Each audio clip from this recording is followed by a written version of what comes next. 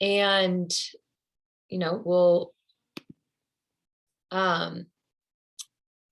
just roll as people are joining. So welcome everybody listening to Cognitive Biases in Decision Making. I'm here with Ganes Kesari. Ganes is the co-founder and the chief decision scientist at Gramener, a data science company that helps organizations make better decisions. Gramener uses a low-code platform to present data insights as stories. Ganes advises executives on data-driven leadership and helps organizations adopt a culture of data for decision-making. He runs corporate workshops on business transformation using data and analytics. Ganes is a TEDx speaker, which is where I first came across his work, and a Forbes contributor. And I encourage you to listen to his TED Talk on the various uses of AI. He's on a mission to simplify data science and help everyone understand its true potential. He enjoys hiking and playing board games.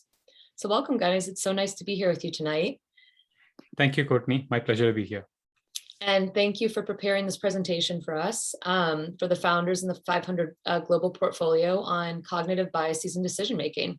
So let's jump right in. Sure. All right. Such an interesting topic, cognitive biases and decision-making. Today, I'm going to be sharing a lot of interesting examples, and we'll talk about learnings from these startup stories and how we can use it to improve our decision-making. We'll start with a fun exercise. This is a really good activity where I'm going to be sharing a 3-number sequence. You'll have to figure out what the rule is. So not guess the next number in the series, but really find out what the rule is. And we'll do it like the spoken parlor game. If you've heard of 20 Questions, the popular radio show. So you're going to be sharing your own set of 3 numbers, and I'll just respond with yes, follows the rule, or no, it doesn't. So here's the sequence. So you can type in the responses into the chat window. What do you think is the rule? And you can propose your own set of 3 numbers in the sequence.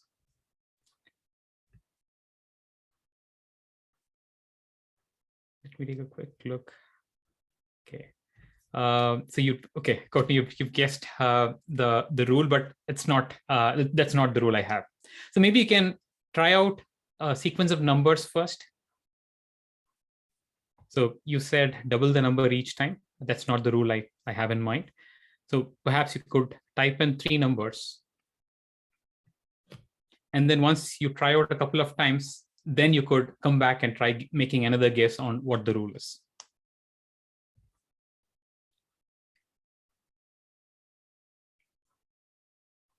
And for those just joining, feel free to jump in on this activity.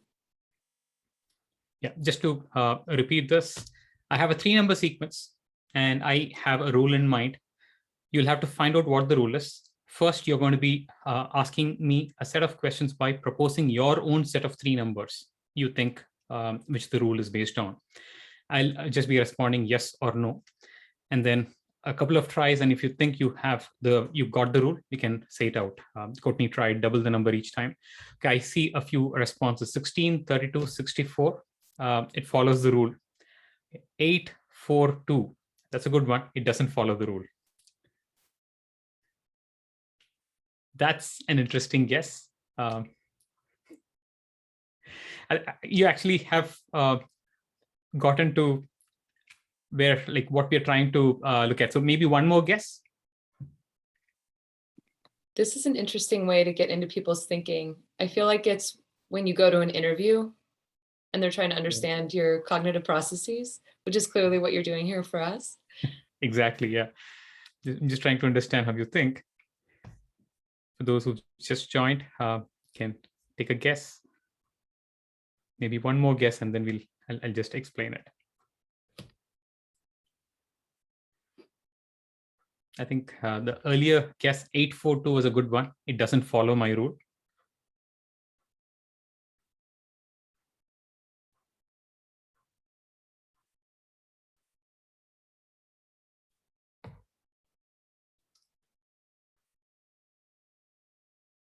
Okay, let me go on with the answer. So usually when people are shown the sequence, they do something very similar, like 16, 32, 64, and then they guess 5, 10, 20.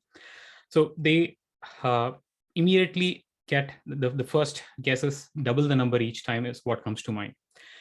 That's fine. But then what they start doing is they start proposing their sequence exactly based on the sequence in mind.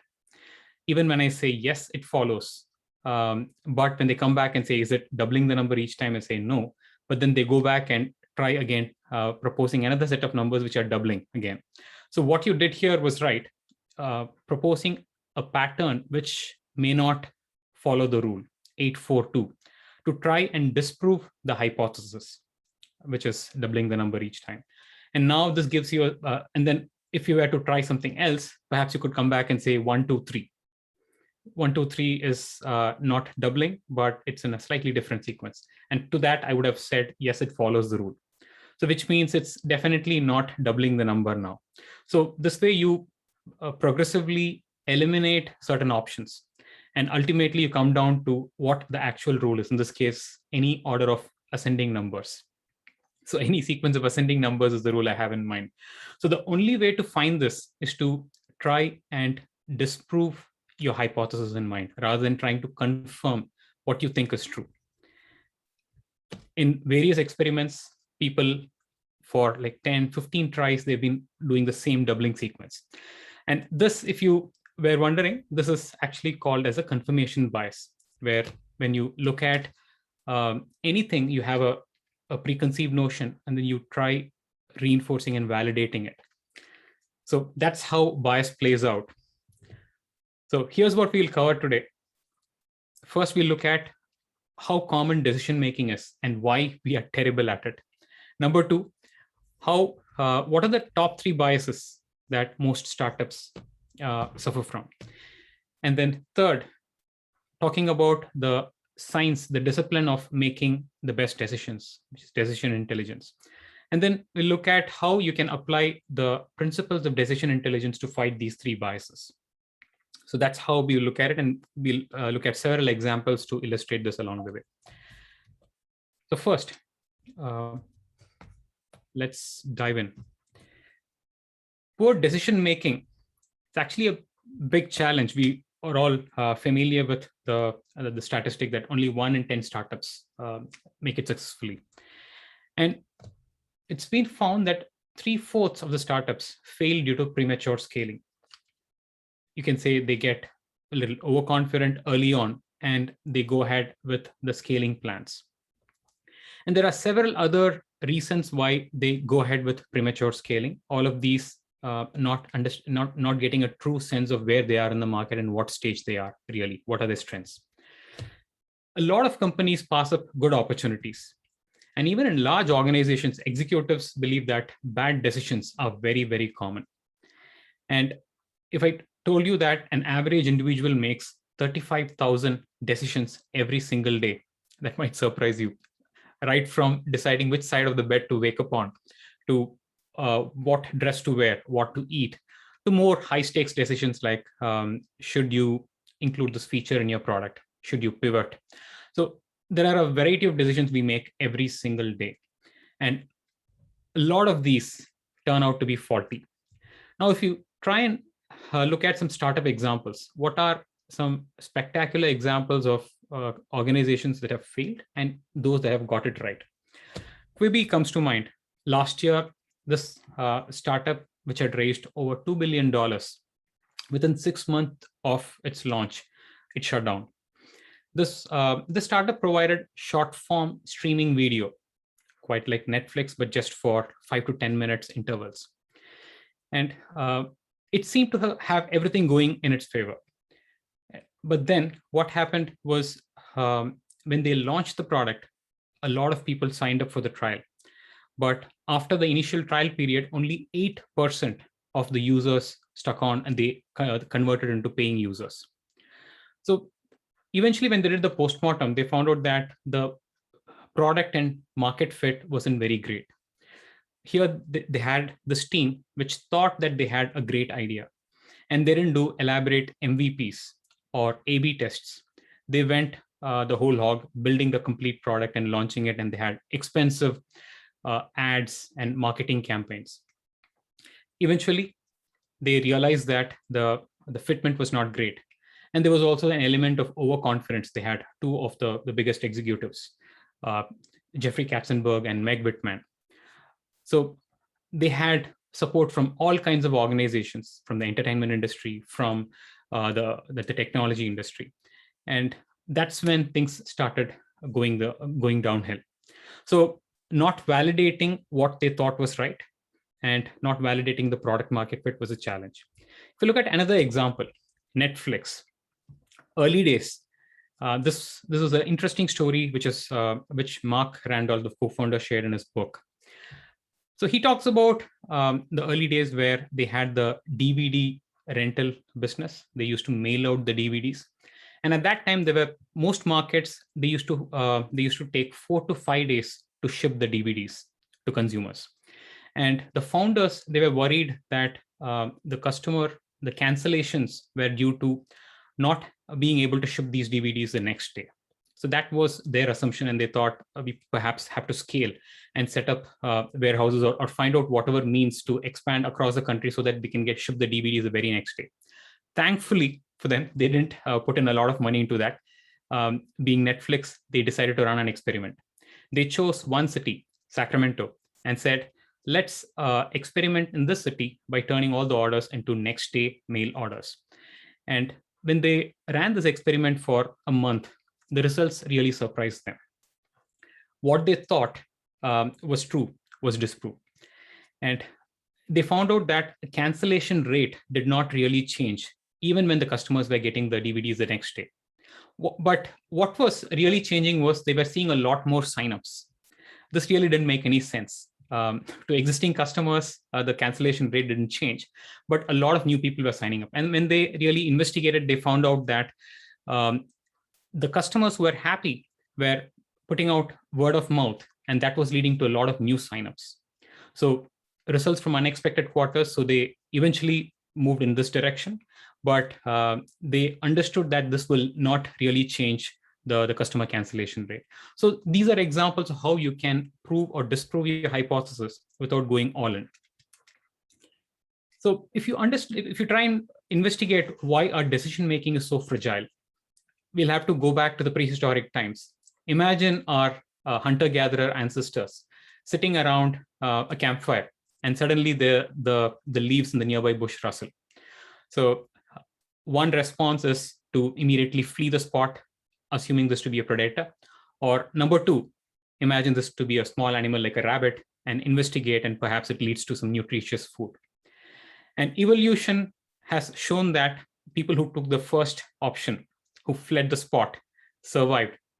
So eventually we've had more people taking those kind of safer decisions.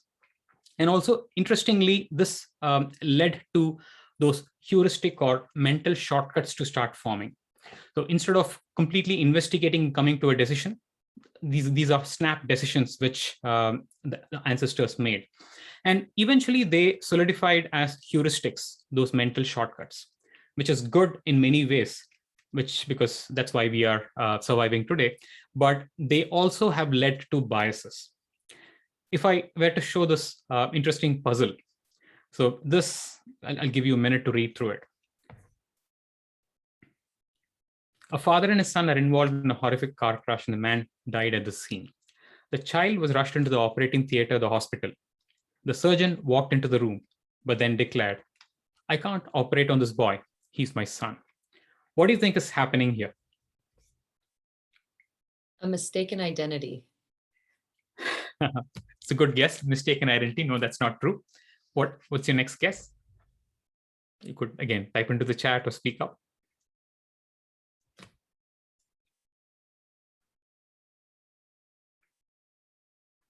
Okay, interestingly, the right answer is the surgeon is actually the boy's mother. So, wow, I should have gotten that. I'm embarrassed that I didn't. No, it's perfectly natural, and it's done across large groups of people. They came up with weirder explanations that the father actually was from the church. It's not the real father. And then people came with explanations like there was an adopted parent and a biological parent.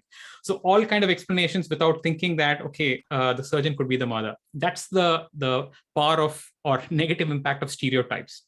And when we talked about heuristics over time, they've turned into these the stereotypes and biases, which is how it hurts our decision making. And this is a simple example of how the immediate impressions we create are driven by these. And Dan Ariely, the author of this brilliant book, Predictably Irrational, he says that these biases are, again, not random. They are very, very systematic and predictable. And all of us make these mistakes over and over again because that's how our brains are wired. So nothing to be embarrassed about, and this is the hard truth. And the only way to get over it is to first to recognize that this exists and that everyone is susceptible to it, and then looking at ways to address it. And that's what this session is entirely about. So now, having understood this, what are those three biases which most startups suffer from? Confirmation bias, we looked at it, the start. Cherry picking information to support our preconceived notions. If you selectively choose the news articles you read, or if you're living in a social bubble where people tend to agree with your opinions more often, that's a classic case of confirmation bias. This is what led Steve Ballmer to say that the iPhone is not going to get any significant market share, no chance, because personal computers were at the top, and then people couldn't have imagined that a decade later, mobile phones would overtake. And particularly iPhone, which was addressing a niche market, would garner a significant market share. So all of these had not happened, and then people weren't expecting it. So if you look at startups, the founders typically start up their base their marketing strategy based on what they think might work best. For instance, when you decide to place ads, you might, or when you decide on your marketing strategy, you might think that, okay, Facebook ads tend to do well. I've heard so much from my friends and other startups. So let me start investigating. So you might even search, how do Facebook ads help startups? In which case you're likely to go down that rabbit hole of only knowing more and more about that particular channel and those options. So this is, again, a classic case of confirmation bias, where you don't take a step back, you don't look at all the options, and you're going with what you've already decided. This is something which we'll come back to on how we're going to address this. Bias number two is sunk cost fallacy. When you make decisions based on what has already happened, instead of basing it on future potential, that's an example of sunk cost fallacy. Anytime you've sat through a terrible movie just because you paid for it, or if you're struggling to finish a book just because you're halfway through it, those are examples of sunk cost fallacy. Happens with me many times. So Nokia, they did not rethink how they have to look at their platform strategies. Symbian was the leader, and even when Android and iOS were garnering better market share, they did not rethink their strategy. And eventually, when Nokia failed, the CEO said, we didn't do anything wrong, but somehow we lost. And that exactly is a challenge, where you think you're doing the right thing because you already made investment and things are looking good. And when you go down that path, eventually there's some revolutionary new idea or technology which comes and changes the game. So in startups, people typically cling on to those customer accounts which are not very like bleeding customer accounts in terms of they're not very profitable, or those products which don't have a stellar growth rate, but they continue to invest because they've spent either tens of thousands of dollars on it, or because they've spent sizable effort on it already. Those are examples of sticking on to investment just because it has happened and you've spent time on it in the past. That's sunk cost fallacy. We'll see how we can address this shortly. Bias number 3 is IKEA effect. Anytime you buy these, again, this is named based on the manufacturer. when we invest our time and build these products with our own labor, we tend to associate higher value to these. There's a good example of a General Mills brand, a cake, a ready cake mix brand, which actually was not doing very well. And they ran focus groups and they hired a psychologist to find out how to improve the sales. And after running several experiments, the person said, change the recipe. Instead of having powdered egg as part of your recipe, have the people beat fresh eggs and add to it. Everything else can be ready-made. And the rationale here was people didn't relate to it because they felt it was just too easy. Even the very small act of beating fresh eggs and adding to it increase the effort they spent and their association with the product. And they tend to actually enjoy it even more. And eventually, this brand started selling a lot more after they made this pivot. And this is exactly the rationale behind IKEA and Build-A-Bear, where you have customers invest their time, energy, and they associate with it and they cling on to it for longer.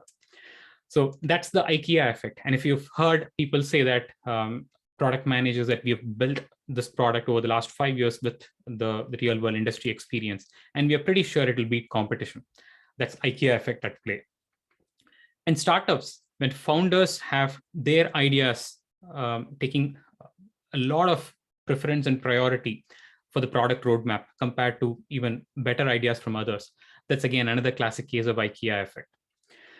We'll again look at how this can be addressed. So these are the three biases. Maybe in the interest of time, I'll skip this poll. We wanted to find out which of these three are the you've observed the most. We'll come back to it maybe towards the end. If you have time, we can run this poll. And one of the interesting, just a quick observation, is the level of emotion that I think we often think guides our decision-making, but it can also throw off our decision-making. And the examples you're giving are very based on emotional attachment to certain things that we've built or created or worked hard on in the past. Very true. Yeah. When and this also is at play when people are like, if you're looking at, say, Excel sheets in organizations, particularly when it comes to data analytics, I've seen that even when you build machine learning based solutions, people prefer to find the insights using their own Excel sheets. Because there, again, the IKEA effect is at play, because when they even do some simple computations on a table of numbers, they associate with it and they have this personal investment going into it. So because of which, even if there's a superior solution, they think that, okay, no, I feel that I've done more work when I have this flexibility. So they always ask for some options where they can customize it further. So I think the very fact that providing those customization and build your own options for all the products across technology, that's one of the psychological reasons, factors at play. Interesting. So let's look at decision intelligence and how this can improve the quality of decisions systematically. Firstly, what's decision intelligence? When people hear this term, they usually associate it with AI, artificial intelligence, or data science. And that's, again, another common misconception. There are three disciplines which make up decision intelligence. Data science is just one of them. There is managerial science beyond the quantitative and the economic and the numbers and the techniques. You also need certain principles from managerial science. And a third aspect is social science. This is a surprise one for most people. They don't expect the humanities and arts to figure in decision intelligence. Shortly I'll explain why it's perhaps most important. When it comes to data science, it's a discipline of delivering value from data by identifying pertinent insights and making them consumable. There are three key things. Number one, collecting relevant data, good quality data for analysis, and then performing the right analysis on this data. Again, this is not just machine learning, but also simple business intelligence, simple reporting, descriptive analytics. Imagine analytics to be a toolkit. You pick the right tool based on the problem at hand. And number 3 is consumption of insights. The insights will go waste if the target users can't understand and aren't able to act on it. So that's where consumption of insights using information design is an integral part of data science. Data visualization, storytelling, all of these are part of this. Number 2 is managerial science. So in managerial science, it's a discipline where you solve organizational problems by bringing in relevant techniques and frameworks by applying the management theory. First is enabling adoption of the solutions that you've created. In data science earlier, we talked about how you come up with the relevant insights and make it consumable. But there is a lot of effort needed in improving adoption. 80% of data science projects fail because people don't adopt. The users just ignore those solutions, even if they are very good. So that's where adoption is a key factor. And second is institutionalization of processes. So there's a systematic way in which you go about, unless you do it, you connect it to the business workflow and institutionalize it. Again, it won't be used, it won't lead to decision making. And finally, there's an element of managing change. That's where leadership and governance is important. How do you tackle inertia within an organization? So that's where managerial science brings in another set of useful principles. And social science is a discipline which helps understand the target user's behavior and how their interactions are shaped by technology. This is a field which has been gaining in importance, particularly when you talk about from a data analytics standpoint. It involves understanding the target audience behavior, deciphering the interpersonal dynamics, how groups of people come together within an organization or in the real world, how they interact. And thirdly, and most interestingly, how humans interact with technology when they start seeing smart recommendations. And when that becomes the norm, their behavior changes. So in the last 10 years, people have been behaving very, very different when they interact with technology, and this is likely to change. So that's why there's a moving target, and social science is going to be very crucial to understand and make sure that the solutions are tailored to making to the user preferences at that point in time. So let's look at an example of, let's say your startup has a customer attrition problem.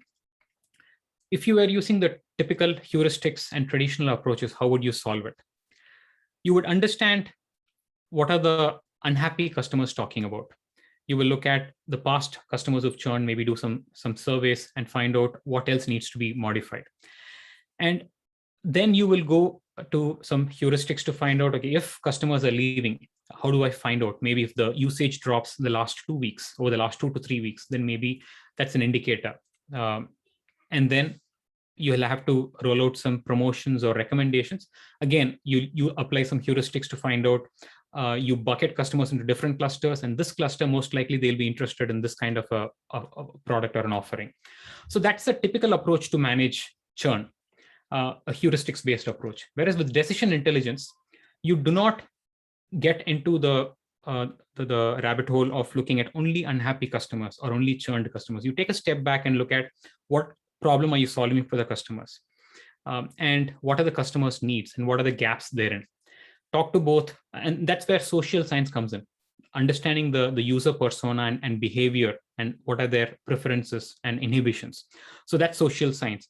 And then you start collecting the data from all kinds of customers, happy and unhappy customers. And you look at all kinds of sources, not just survey direct, but also indirect modes of inputs. So that's data science, collecting data and applying machine learning to find out what really drives attrition. So more than heuristics, look at scientific based approaches. And then you apply recommendation algorithms to find out what really this individual customer will like, as opposed to going to clusters of thousands of customers.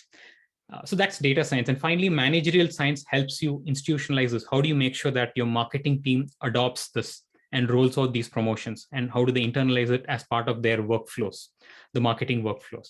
That's where managerial science comes in. And finally, you observe this over time to see how customers are responding to your promotions. Are there some customers who are gaming it, which happens all the time?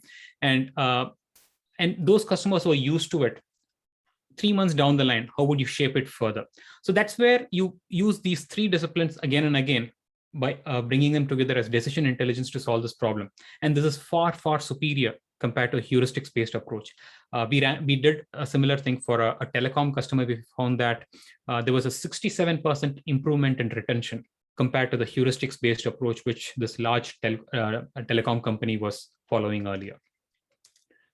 So when it comes to Ganes, can I ask you a question real quick? Going back to this idea of a heuristics-based approach, do you think this is a big part of the huge Gordian knot of issues that we've seen around AI already? You know, like it's pretty well known now that there's a lot of bias issues in AI and in the way machine learning has been done because of the questions or images shown to computers up front as it informed the algorithm. And then there's sort of that point where things start to spiral out of control. So do you think that this heuristics thinking has fed some of that problem that's been sort of ramping up and is now knocking at our door, but has been ramping up for the past 10 or so years, that a lot of experts like yourself are trying to undo and do things a different way? Yeah, very true. We've always, like, ultimately, what data you show a AI model is again chosen by humans, and their heuristics comes into play. And we have been picking and showing it partial data, and that's why the AI models have been imperfect. In fact, when people ask me about how do you tackle bias, I say it's not going to be through algorithms. It's going to be through humans, because when algorithms just mimic the real world and they amplify the signals. So unless we bring in processes to systematically correct what kind of data we show, how we train the models, and what level of explainability and transparency we have in how the models work, and importantly, have humans in the loop, so that there will be challenges and humans can come in and make those corrections in those scenarios where the models go wrong. So only when this is taken care of, we can completely address the challenge. So yeah, the observation is correct. Yeah, and I think you're getting at one of my questions I had for you later, which is diversity, the importance of diversity, equity, and inclusion at early stages of a startup. So kind of exactly what you're saying, the more, who do you have at the table making these decisions and talking about users early on? How is that infiltrating, even if those aren't the people making, you know, they're not data scientists necessarily or immersed in the data science on a regular basis? What are the conversations that are happening in the collective about users or about, you know, mission, the market, et cetera? And so I think what you're pointing at, and especially the social piece that you've touched on already, really drives home that point that it's really important who's around the table. And as you just mentioned, whose questions are being served up, basically. Yeah, that's a great question. Yeah, absolutely. That's a great question. Who gets a seat at the table when you're making decisions about algorithms? And that's, again, a very pertinent one for this section when you talk about decision intelligence. Diversity from various angles. If I first talk about diversity of skills, we talked about social scientists, having them as part of the process. Most organizations don't do that. Even the user requirements and persona building is, again, it's not done diligently. So when you bring in social science and people from the humanities, they can add a ton of value to the AI and decision intelligence discipline. So that can make a difference. And when you bring in diversity from other aspects, whether it is gender diversity or in terms of backgrounds, all of it enriches. In fact, I'll be sharing a couple of examples when I talk about how to address the bias that will talk to some of these challenges. Sure. So when we've looked at decision intelligence, and Daniel Kahneman, who's a Nobel laureate and who wrote this brilliant book, Thinking Fast and Slow, he says he's more optimistic, and organizations have a better chance of fighting bias more than individuals because you can put systems in place. And even when it comes to individuals, you can have your own SOP on how you act in your personal space. Let's look at how organizations can do it, and some of that you can take it to your personal work. So the final section what are the recommendations to fight these three biases? How can you use data science, the three principles we've seen, to tackle confirmation bias? The example we saw earlier, we looked at how a founder who probably has decided they're going to place some Facebook ads, use that as part of their marketing strategy. So how do you fight that kind of a confirmation bias? Step number one, look for data that you don't, you don't value and hence you've ignored, or more dangerous one is you have avoided because it is uncomfortable. Getting a 360-degree view.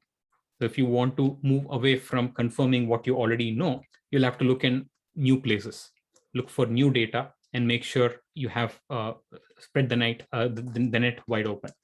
And number two, once you have good representative data, look for unusual insights. A lot of organizations make the mistake of going with standard patterns of analysis. I always say, if you look for if you approach analytics the common usual way, you will only find usual insights. If you want to find something interesting, you will have to perform an unusual pattern of analysis. And one example and one tip there is, start by disproving your hypothesis. This ties back to the example, the exercise we had in the start. If you're trying to guess that the sequence of numbers, try to propose the very first guess. A better guess would be try to disprove what you think might be at play. So scout for unusual insights. And again, here, a lot of people go into AI, but again, simple descriptive analytics can solve a majority of problems for startups and for most organizations.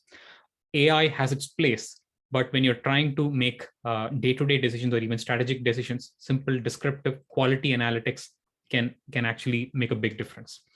And number three, when you share a table of numbers to 10 people, they will come with 10 different conclusions. Whereas when you convert these into data stories, which has a narrative, has a recommendation, it's highly likely that those 10 people will be aligned. The mental models will align, and you will be able to make a decision within the room. So converting insights into stories is the third and final one. And that, in fact, opens your eye. There are several other examples of how information design helps people see things which they have been missing all these years. Perhaps I can share this example in some other time.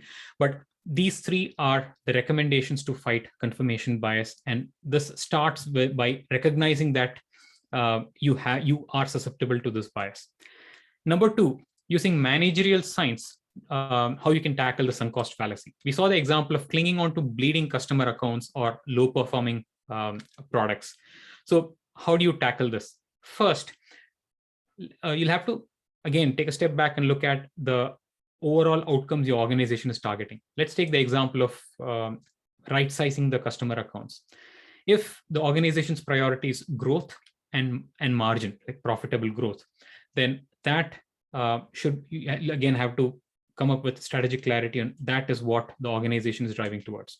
And number two, pick the right metrics. In this case, it could be revenue growth month on month, and second aspect could be, say, gross margins or margin per customer account. And then you convert this into some actionable frameworks. For instance, imagine a simple 2x2 framework where you have revenue growth on one axis and margins on the y-axis. Any customer who falls into the top right quadrant are those who are growing fast and have a good margin, whereas those in the bottom left are clearly those who are not growing fast enough and are low margin accounts. And there's very little reason to cling on to them. So that's when you need to make the call of letting go of some of these, even if you've invested 5 years with these customers. And that's where the third point comes in. How do you tackle dominant logic, or in other words, business as usual, how you've operated all along for managing change? Here again, the role of the startup founder or the leader is very important. First, they'll have to understand what's happening here, what's at play, and then convince their teams and empower them to make these decisions, letting go of some customers, some revenue, because it's not aligning with the organization's growth path. That's how you use managerial science to tackle the sunk cost fallacy. Final, social science to tackle the IKEA effect. We talked about how founders' ideas could overshadow others' contributions. Recommendation one is to tap into the power of collective intelligence. Collective intelligence is kind of like the wisdom of crowds. You bring together groups of people and you ask them for opinions. And then you find out, you get all these opinions together and then you make a decision. A good example of this is from Google's early days. They set up an internal prediction market where they ask questions like, when would the next release of Gmail go live? What is likely to be the delay, if any? And they've interestingly found out that the answers given by these people across the organization, even beyond the product team, the answers given by large groups of people were more accurate than what the product managers had estimated. And this is because of a variety of factors, because they see a complete other perspective and other aspects which the product manager may not be looking at. So that's why the wisdom of crowds, the power of collective intelligence is very important. But the wisdom of crowds works only when you have the right crowd. So if you have 10 people who think and act just like you, asking those 10 people is not going to make any difference. You need to build an open environment where diversity can thrive. Example again from Google in the early days of YouTube, when they were building an app for iOS, they were puzzled by something which was happening, where they found that 10% of the videos were upside down. And they were wondering, why would people record the videos upside down? The engineering team was puzzled by that. Eventually, they found out that these were the left-handed users. These are people who had to flip the phone and hold it and click the pictures, click the videos. That's fascinating. Yeah, it is. And not a single member in the engineering team was left-handed. So no, the complete team had missed it. It's a classic example of when you don't have a diverse team, fresh thinking, you could get blinded by so many viewpoints. Yep. And as we know, that feels like a fairly innocent example now, an innocent thing to leave out, but you extrapolate that to things like race and ethnicity and gender, and there's actually been really serious real world effects on people because of those blind spots early on. Yeah, absolutely. And many of these start as, and which is why these are unconscious bias. Most of these are not by design, but because you don't have the considerations as part of the design, as part of the organization, the team structure, eventually when they impact people, they could have very serious consequences. And number three, even when you have the right crowd, you'll have to foster a culture of curiosity and experimentation. So you need to tap into the wisdom of crowds, make sure you have the right crowd, and you have to make sure that the crowd can speak up and share the right viewpoints. And if you're wondering how could a bootstrapped startup or startup with little resources spend so much on experimentation, we went through this journey early on. In the first couple of years, we set aside some time as part of engagements to do some experimentation in projects. But eventually, when we looked at once a few years later, once we standardized our processes, we didn't have that luxury. We had set up very standard processes. So then, in order to experiment, we set up a labs team, a small 3 to 5 member team, and they didn't have the compulsions of delivering something the end of the month. So this was an investment we had done, and we enabled the team to pick projects, experiments which align with the organization's vision. And from accountability standpoint, we set up an innovation accounting model, which is part of the lean startup, where in 3 to 6 months, we set a target that at least some of these experiments should translate into some commercial features of products, so that you have some room to experiment, some room for failure, but at least some of these experiments should lead to something. And 4 years back, we started a lot of experiments, and one of those was applying deep learning in areas like geospatial analytics and computer vision.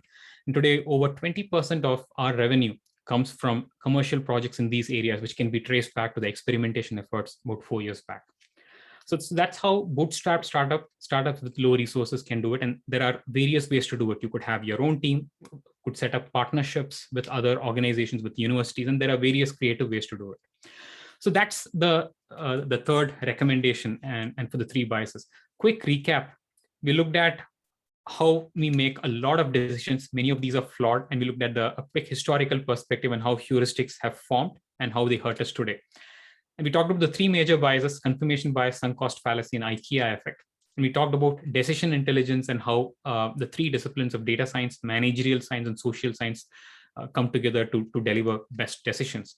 And we looked at recommendations from decision intelligence, each of these to fight the 3 biases in the same order.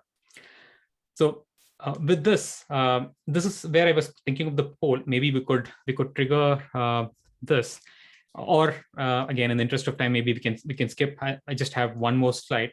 So the point I was trying to make here was, when I asked this again in workshops, when we present the bias and ask people, do you think you are better off than others when it comes to biases? Most often the people say that I'm slightly better off or way better off. But and the same thing has been shown in surveys and research experiments, that people generally think that they are immune to biases. And there's again a name for this. It's called the blind spot bias. So Daniel Kahneman says it's easier to spot others' mistakes than recognize our own. So this is something we all should watch out for. The blind spot bias is very common, and that is kind of the gateway to all other biases. So I'll leave you with this. When we think of decisions, we imagine ourselves sitting in the driver's seat, and we have complete control over the decisions and the outcomes we want to influence. But that's how we like to view ourselves, and that's not the reality. And these, in the session, we looked at the challenges and how they turn into inhibitions. So hopefully this session helped shed light on the challenges we face and how we can tackle them. Thank you. With that, thank you. Sorry, no, thank you, Ganes. This was excellent. And thank you for walking us through this framework and some of your thought process around this, and leaving us with some of those important quotes and thoughts as we go forward. It was a pleasure to be here with you tonight. My pleasure. And thanks again for the invitation, Courtney. Yeah, absolutely. We were honored to have you. Take care. Thank you for those who are listening. Have a nice evening.